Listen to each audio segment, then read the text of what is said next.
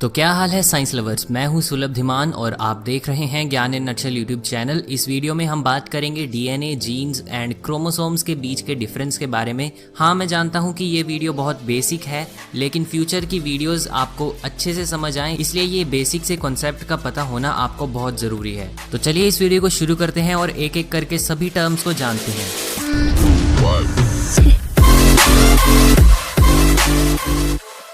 तो भाई DNA, chromosome या जीन बेसिकली एक ही चीज है, लेकिन ये सुनने में जितना आसान लग रहा है उतना आसान नहीं है। तो डीएनए किसी भी जिंदा जीव का जेनेटिक मटेरियल है, यानी ये उस जीव के स्ट्रक्चर और फंक्शन को कंट्रोल करता है और साथ ही साथ उस ऑर्गेनिज्म के नेक्स्ट जनरेशन में ट्रांसफर होता है और उसके स्ट्रक्चर एंड फंक्शन को कंट्रोल करता है।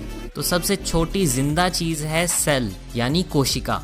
माइक्रो ऑर्गेनिज्म एक सेल से बने होते हैं, वहीं हम जानवर, पक्षी, पेड़ पौधे बहुत सारी सेल से बने होते हैं और इन सभी सेल्स के स्ट्रक्चर और फंक्शन को कंट्रोल करता है डीएनए। डीएनए यानी डीऑक्सीराइबोन्यूक्लिक एसिड। तो सबसे पहले जानते हैं कि डीएनए की सेल में पोजीशन कहाँ पर होती है। तो आप अब देख सकते हैं अपनी स्क्रीन पर एक सेल, इसके सबसे बाहर वाली तरफ है एक सेल मेम्ब्रेन, जो कि बाहर के एनवायरनमेंट और सेल के अंदर के सिस्टम को अलग करती है। उसके बाद यहाँ अंदर है साइटोप्लाज्म और सेल ऑर्गेनेल्स। साइटोप्लाज्म एक लिक्विड होता है और सेल ऑर्गेनेल्स अपना बाकी का काम संभालते हैं, जैसे खाना बनाना और बहुत सारे बाकी के प्रोसेसेस जो कि सेल में होते हैं। अब कुछ बहुत ही समझदार लेजेंड लोग कमेंट सेक्शन में जाकर पूछेंगे कि सेल के अंदर गैस होती है या फिर इंडक्शन। तो भाई बता दूं, ये आपको बस समझाने के लिए कहा है कि खाना पकाता है, लेकिन वहाँ पर मेटाबॉलिक एक्टिविटीज होती हैं जो कि सेल ऑर्गेनेल्स करने में मदद करती हैं। अब उसके बाद आपको यहाँ पर दिखता है एक न्यूक्लियस जिसके अंदर है डीएनए।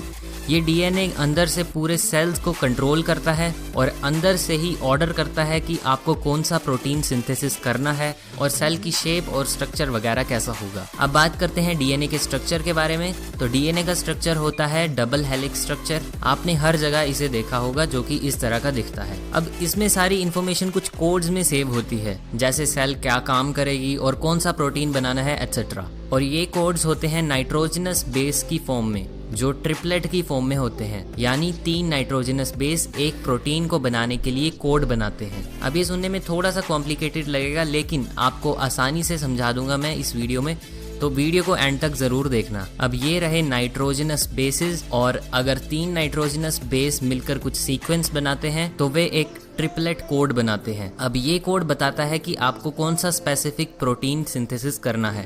ऐसे ही बहुत सारे कोड मिलकर एक अलग से प्रोटीन बनाते हैं और वो प्रोटीन काम करता है हमारी सेल के लिए, और इसी से हमारी लाइफ की एक्टिविटीज चलती हैं। अब ये था स्ट्रक्चर ऑफ डीएनए, लेकिन डीएनए के कुछ पार्ट्स नॉन फंक्शनल होते हैं। अब उन्हें छोड़कर बाकी सभी फंक्शनल पार्ट, जो कि हमारी बॉडी के किसी स्पेशल कैरेक्टर को, जैसे आंख का रंग या बालों का टेक्सचर या बालों का कलर या फिर कभी कभी आपकी हाइट, इन सभी चीज़ों को तय करने वाले डीएनए के वो पार्ट्स कहलाते हैं जीन। इससे पहले कि हम बात करें क्रोमोसोम्स के बारे में, मैं आपको बता दूं कि डीएनए की लेंथ बहुत ज़्यादा होती है। हमारी एक सेल का डीएनए लगभग 2 मीटर लंबा होता है, और एक इंसान की पूरी बॉडी का डीएनए अगर निकाला जाए तो वह हमारे सोलर सिस्टम के डायमीटर का 2 गुना होगा, जो कि बहुत ही ज्यादा है। तो इतने लंबे डीएनए को एक छोटी सी सेल, जो कि आंखों से दिखती भी नहीं है, उसमें फिट करने के लिए कुछ जुगाड़ तो करना ही पड़ता। तो इसीलिए डीएनए कंप्रेस होकर हिस्टोन प्रोटीन पर कॉइल होता है, ताकि वे बहुत कम जगह घेरे, और इसी कंप्रेस्ड डीएनए को कहते हैं क्रोमोसोम। तो आई होप आपको समझ आ गया होगा इन तीनों का डिफरेंस, और अगर आपको वीडियो अच्छी लगी तो वीडियो को लाइक करें।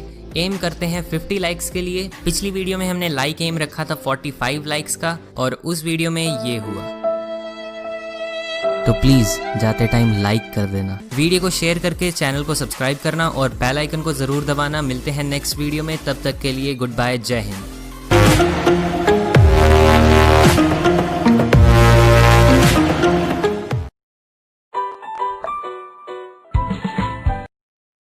Genes, basic units of heredity.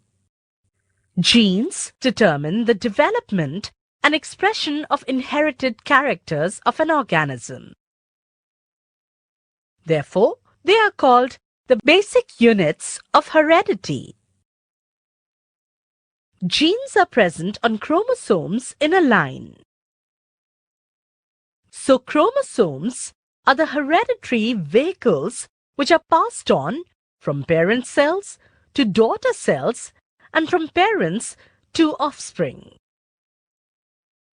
The chromosomes are contained within the nucleus of the cell and are formed of basic proteins, histones, and deoxyribonucleic acid, that is DNA. A gene is a short segment of DNA in a chromosome. Each type of organism has a specific number of chromosomes. The total numbers of genes present in the chromosomes of an individual form its genotype or genetic composition. The external features, appearance, morphology, anatomy, and behavior of an organism makes its phenotype. The phenotype of an individual is the net result of interaction between genotype and environment.